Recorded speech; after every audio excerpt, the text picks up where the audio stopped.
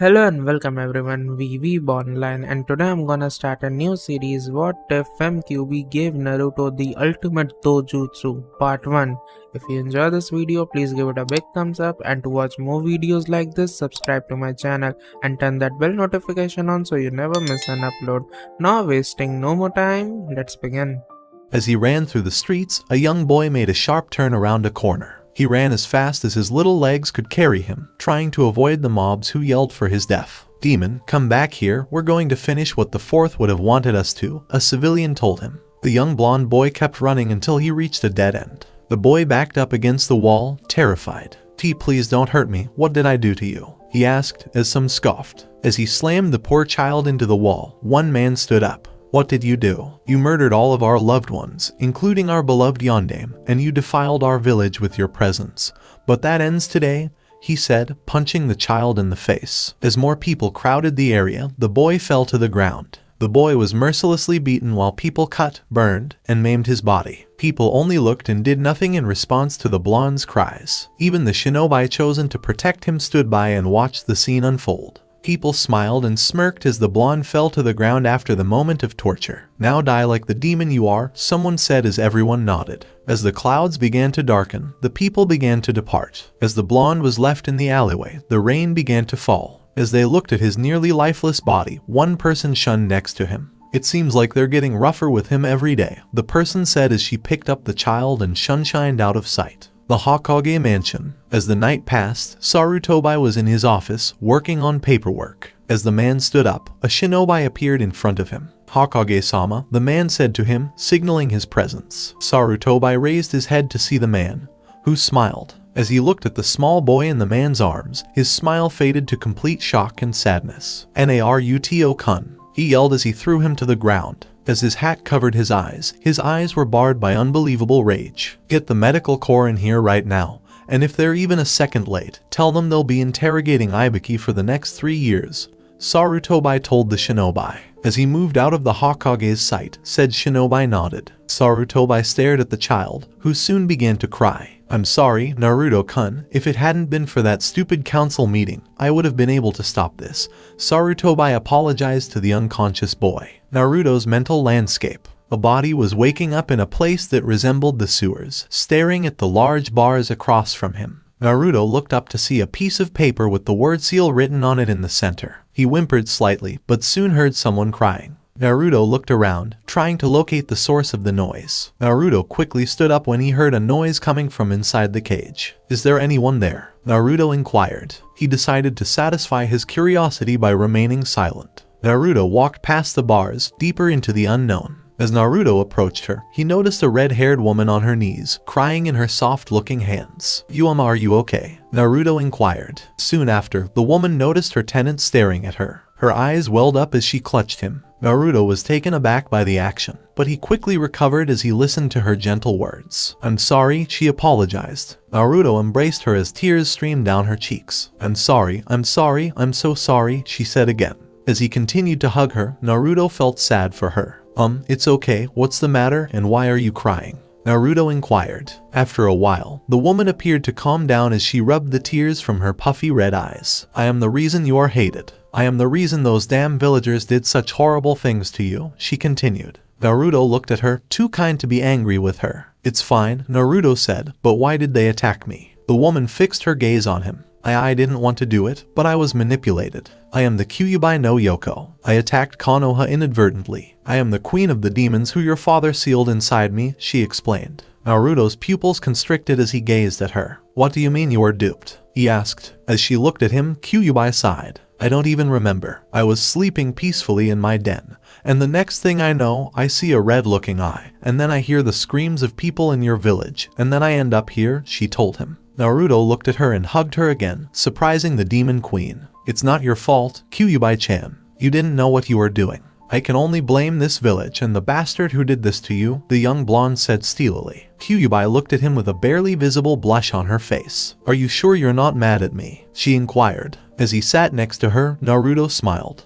"No way, Kyuubi-chan. I can't and won't hate you for things that are out of your control. I heard many stories about you being a violent beast, but it appears that not everything is as it seems," Naruto said. Kyuubi nodded, her breathing appearing to slow. Kyuubi leaned on his small shoulder, emotionally exhausted. Naruto managed to hold back a blush as he examined her body. She was a lovely lady with an hourglass figure. She was dressed in a black kimono with red stripes down the center. Her hair was quite long, reaching her shoulders. Her breasts were a size D overall. She was the type of woman that all guys would die for. "Do you think you could help me, Kyuubi-chan?" Naruto inquired. As she looked at him, Kyuubi's ears perked up. "Are you kidding? You're forgiving me so easily. And you just met me, what can I do for you?" she asked. Naruto smiled as he took a breath. I want you to help me become a great shinobi. I want to be able to protect you and me from any harm that anyone tries to inflict on us," Naruto said firmly. Kyuubi stared at him blankly at first, but soon burst out laughing as her slitted eyes caught his gaze. "All right, Naruto-kun, you can have my assistance. I will turn you into a great shinobi.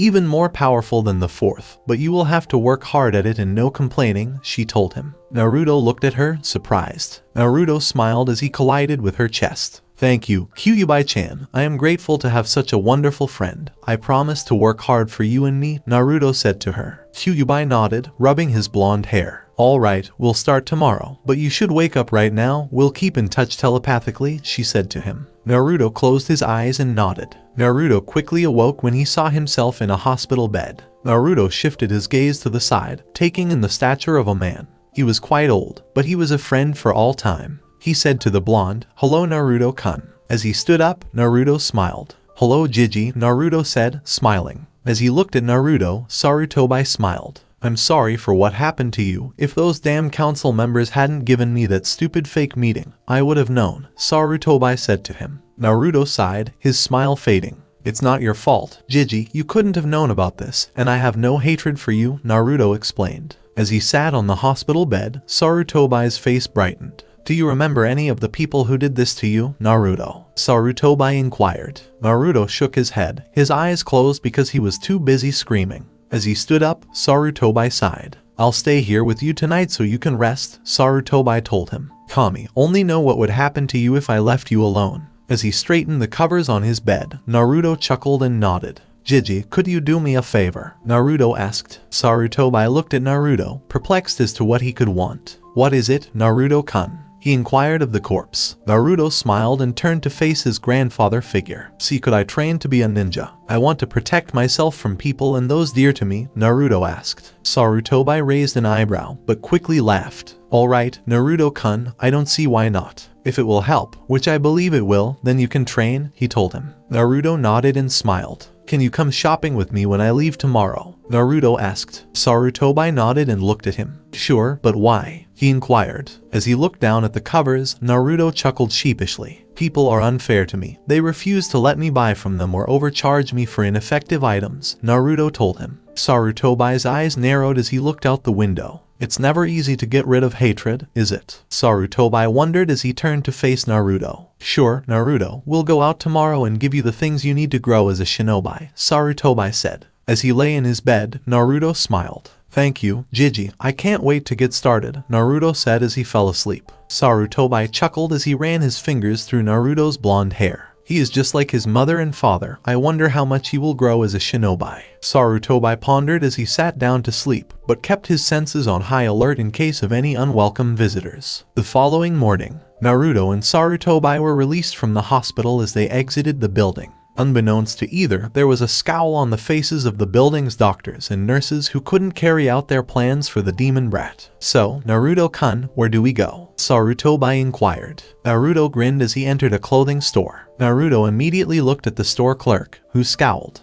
"I thought I said you couldn't come in here, demon. Get out now before I..." "Before you what?" a voice asked. The man turned to the left to see the Hokage's cold stare on him. "Hokage-sama, I didn't mean it. He's always welcome here," the man said quickly. As he turned to face the clerk, Sarutobi narrowed his eyes. "Well, Naruto will be purchasing some clothes from your lovely establishment. Is that not a problem?" Hiruzen asked the man, his brow furrowed. "And I better get the right answer." As Sarutobi stood near the door, the man immediately shook his head, saying it wasn't a problem. "Pick whatever you want, Naruto-kun," said Sarutobi.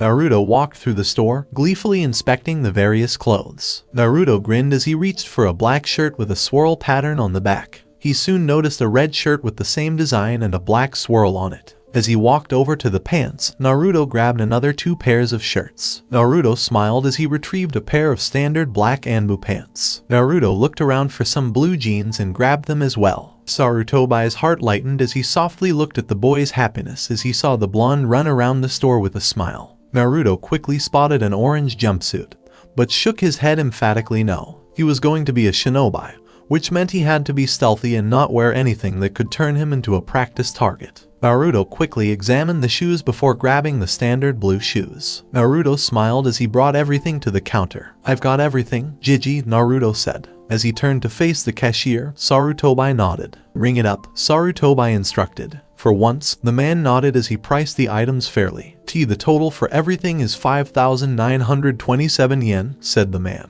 Naruto nodded and paid the money before taking the items. As they unloaded, Sarutobai assisted him in carrying the items home. Naruto smiled as he walked away. Sarutobai chuckled as the exercise began to take effect. Naruto and Sarutobai soon came to a halt in front of a shinobi store. As they stood in the presence of the Hokage, the person could do nothing to the boy. Naruto skipped through the store, inspecting the various weapons. "So, what do you think I should get, Kyuubi-chan?" Naruto inquired. Kyuubi laughed behind the cage as she looked around the shop. "Let's see. You should get about 500 kunai along with 350 shuriken. Maybe some seal tags and a sword. You should also get some smoke bombs. You never know when those come in handy. Also, just for a simple purpose, you should get some storage seals," Kyuubi said with a smile. Naruto nodded and reached for the selected amount of kunai. Naruto then dashed to the shuriken and grabbed the amount Kyuubi had specified. Naruto was overjoyed to finally have a friend like Kyuubi. As he approached the seal tags, Naruto no longer felt lonely. Naruto stole 35 seal tags as well as 45 smoke bombs. "Now for a sword," Naruto said, surveying his surroundings. None of the swords drew him in, but he was drawn to one with a black leather sheath. Naruto stared in awe as he unsheathed the blade and examined the gleaming steel that it was forged in.